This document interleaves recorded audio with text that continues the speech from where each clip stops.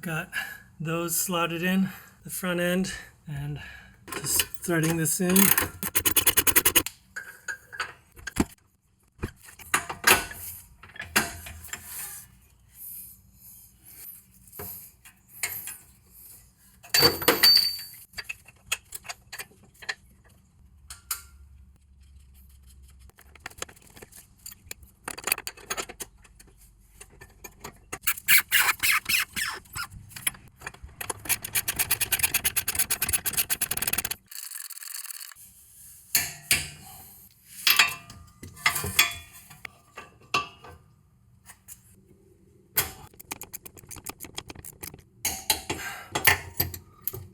.49 foot-pounds, 19 mil bolts.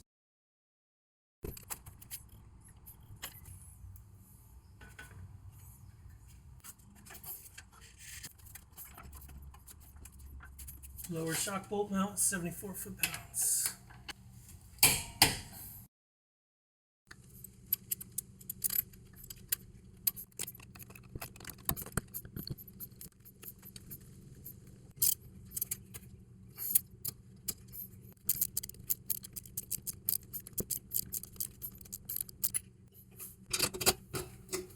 Sway bar is 13 millimeter on both ends, and it's 16 foot-pounds. E-brake cable, there's a little bracket right here.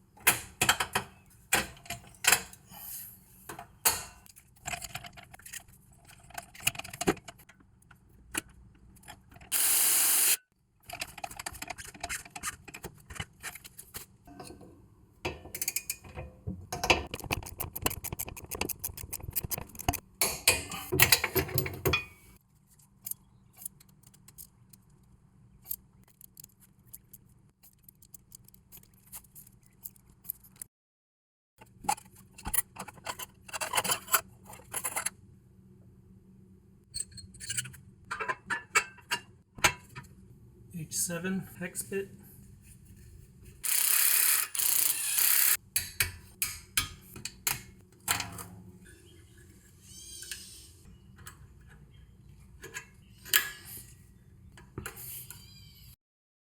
I forgot to record, but last touches on this side, you're going to connect this connector and put it back in this slot right here.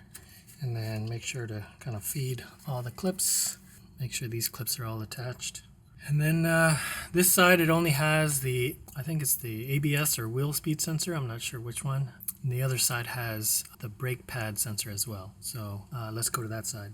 Okay, so on the right side, there is this brake pad sensor right here. It feeds into the brake pad. So we have to feed the sensor through the caliper. There's these clips that go into the piston of the caliper right here. So. And if the piston is too compressed, then use a C-clamp or something to push that piston back in. And then start feeding. Feed it through this rubber cap through the brake bleed. You feed it through 1, 2, 3, 4, 5. And then you've got these 2 wire clips. Oh, also, this is the bracket that these 2 go into, and I took it off so I could get access to these subframe bolts. This is the brake pad sensor. This is, I think it's the ABS wheel speed sensor. Gray goes up top, black goes on the bottom, and then also don't forget on this clip housing, on this side there's 2 little clips just to hold these inner wires.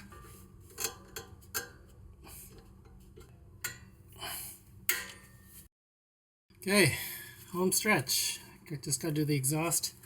Next up is this exhaust, the O-ring hanger, 13 mil bolt. And then do the same on the other side.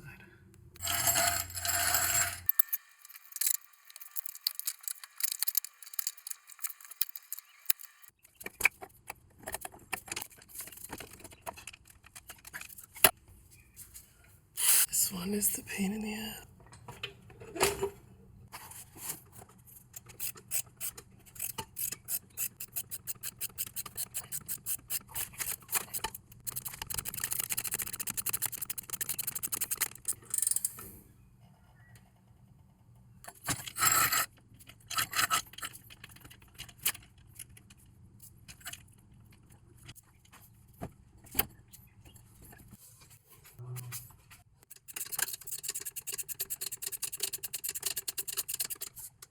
Okay, the reason I do the middle of 1 bolt instead of these 2 is because that inner one, the inside one, it's kind of hard to get in there. So it's just easier to remove this one.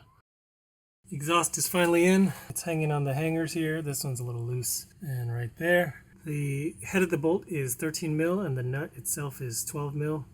Here brass nuts tends